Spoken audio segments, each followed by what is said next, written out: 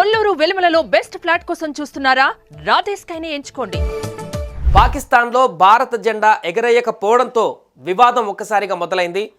Champions trophy, ప్రతిష్టాత్మకమైనటువంటి champions trophy Pakistan వేదికగా జరగబోతున్నటువంటి ఈ క్రికెట్ ఈవెంట్లో పాల్గొంటున్నటువంటి అన్ని జట్ల దేశాలకు సంబంధించినటువంటి ఆ దేశాల ఫ్లాగ్స్ని ఎగరేసినటువంటి పాకిస్తాన్ భారతదేశ పతాకాన్ని మాత్రం అక్కడ ఎగరవేయలేదు. కరాచీ స్టేడియంలో జరిగినటువంటి ఈ ఘటన వైరల్గా మారింది. సోషల్ మీడియాలో పెద్ద దుమారమే రేగింది.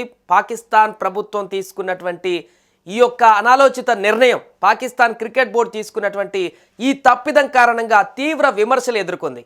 అయితే దీనికి పాకిస్తాన్ కప్పిపుచ్చుకునేటువంటి ప్రయత్నం కూడా చేసింది. అయితే మా దేశంలో ఆడుతున్నటువంటి దేశాలకు సంబంధించినటువంటి ఆ జెండాలను ఎగరవేశాం, ఇండియా మా దేశంలో ప్రస్తుతానికి ఆడట్లేదు కదా అనేటువంటి కప్పిపుచ్చుకునేటువంటి ప్రయత్నం చేసింది. కానీ ఒక దేశం ఛాంపియన్ ట్రోఫీ కానీ, వరల్డ్ కప్ కానీ, ఏదైనా పెద్ద బిగ్ ఈవెంట్ని కండక్ట్ చేసినప్పుడు ఆ సంబంధించినటువంటి ఆతిథ్య జట్లన్నిటికి సంబంధించినటువంటి ప్రోటోకాల్, ఆ జట్ల యొక్క జాతీయ జెండాలను అన్నిటినీ కూడా ప్రదర్శించడం అనేది ఆనవాయితీ ఎక్కడైనా కూడా కొనసాగుతుంటుంది.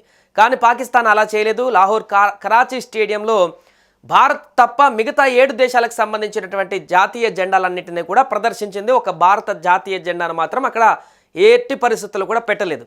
అయితే దీన్ని ఈ రకంగా పాకిస్తాన్కి సంబంధించిన అధికారులు కప్పిపుచ్చే ప్రయత్నం చేశారు. కానీ అంతర్జాతీయంగా వచ్చినటువంటి ఒత్తిళ్లు, సోషల్ మీడియాలో విపరీతమైనటువంటి వ్యతిరేకత, చాలామంది దీనిపైన పాకిస్తాన్ తీరుని ఎండగట్టడం, రకరకాల ఫోర్సుల కారణంగా తలొగ్గి పాకిస్తాన్ దిమ్మ తిరిగి ఇప్పుడు మరలా అదే స్టేడియంలో భారతీయ జాతీయ జెండాను కూడా పెట్టుకోవాల్సిన పరిస్థితి నెలకొంది.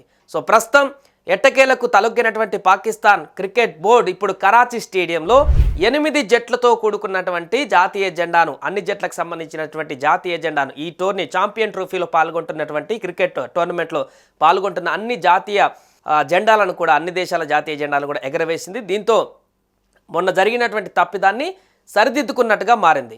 సో దీంతో పాకిస్తాన్ వక్రబుద్ధి మరోసారి బయటపడిందంటూ చాలామంది ఇండియన్స్ కామెంట్ చేయడం జరిగింది. ఆ తర్వాత ఎట్టకేలకు పాకిస్తాన్ ఇలాంటి చర్యలు గతంలో అనేక రకాలుగా ఇలాంటి చర్యలు, దుందుడుకు చర్యలు చేస్తూ మరలా ఇలాంటి వ్యతిరేకత రాగానే మరలా యూటర్న్ తీసుకొని యాజ్టీస్గా ముందుకు వెళ్ళడం అలవాటే అంటూ కూడా కామెంట్ చేస్తున్నారు.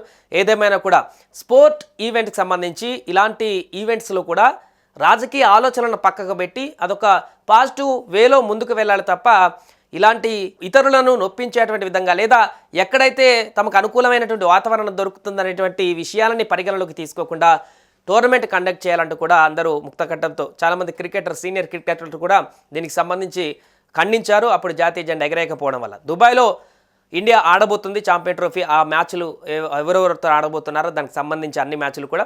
సో 2-3 రోజుల్లోనే పాకిస్తాన్తో కూడా భారత్కు మ్యాచ్ ఉంది. దాయాది పోర్ జరగబోతుంది. చాలా కాలం తర్వాత ఛాంపియన్ ట్రోఫీలో ఇండియా పాకిస్తాన్ నువ్వా నేనా అన్నట్టుగా తలపడబోతుంది. ఈ మ్యాచ్ పైన చాలా క్యూరియాసిటీ కూడా నెలకొంది. ఈ నేపథ్యంలో ఈవెంట్కు ముందు జరిగినటువంటి ప్రోటోకాల్స్లో నెలకొన్న వివాదం ఇప్పుడు సద్దుమణిగింది. జాతీయ జెండాను పాకిస్తాన్ బోర్డు కరాచీ స్టేడియంలో ఎగరవేయడం, అదేవిధంగా ఇంకెక్కడైతే టోర్నమెంట్కి సంబంధించినటువంటి ప్రోటోకాల్స్ ఉంటాయో అక్కడ కూడా భారతదేశానికి సంబంధించినటువంటి జాతీయ జెండాలు కానీ, ఆ దేశానికి సంబంధించినటువంటి ప్రోటోకాల్ అన్నింటినీ కూడా పాటించడం ఇప్పుడు ఈ వివాదానికి ముగింపు పలికినట్టుగా అయితే కనిపిస్తోంది.